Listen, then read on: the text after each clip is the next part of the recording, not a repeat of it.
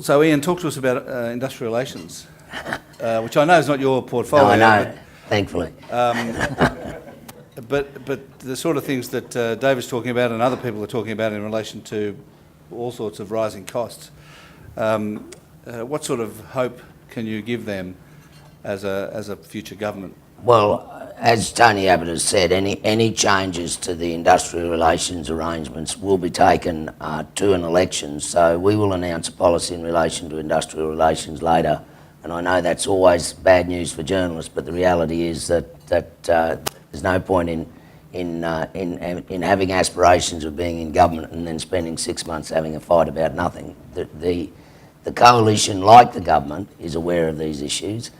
We won't have these shams of inquiries that Bill Shorten's just gone through into whether or not Fair Work Australia is actually doing its job. I think there is ample opportunity within Fair Work Australia to actually make it work, and that's obviously our primary focus. But we'll be announcing a policy close to the election. That's interesting what you just said, that you reckon that Fair Work Australia and the Fair Work Act has ample opportunity within it to do the things you want. Well, I don't think it's been used to its potential. I don't think it's been used even to anywhere near how the Labor Party designed it to work. I think and that's why the inquiry that's just been conducted, basically by the government's own department, is such a sham.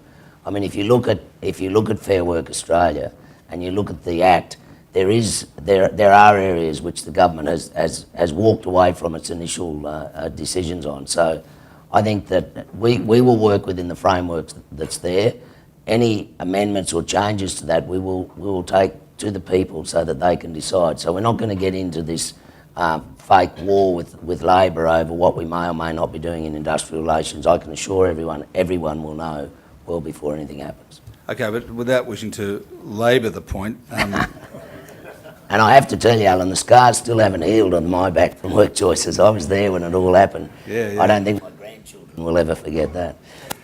Yeah, that's right. No, well, look, okay, leaving aside specific policy and legislative changes, which may or may not occur, are you prepared to tell everyone in this room that you think you can make it so that they can have more control over their costs, their labour costs? I mean, just broadly speaking, without being specific, what's your commitment to the people in this room? I have to say that labour costs aren't being driven primarily by the Fair Work Act. They're being driven by companies competing against each other for scarce resources. I mean, I was told anecdotally that Impex has got a caravan outside the Shell refinery at Geelong trying to recruit operators for their plant in Darwin.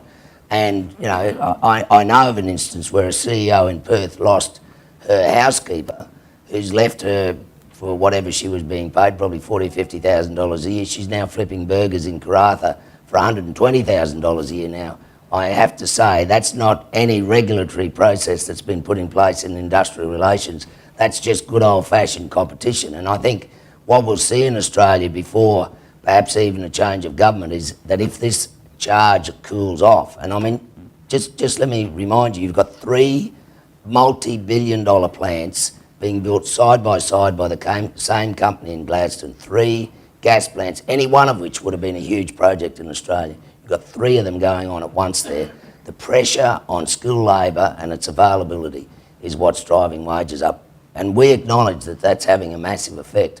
But I think we also acknowledge that when that construction phase cools down a bit, that we may see a readjustment. But it won't be done by government, it'll be done by companies who say, well, we're no longer desperate and we're going to pay these wages rather than those wages.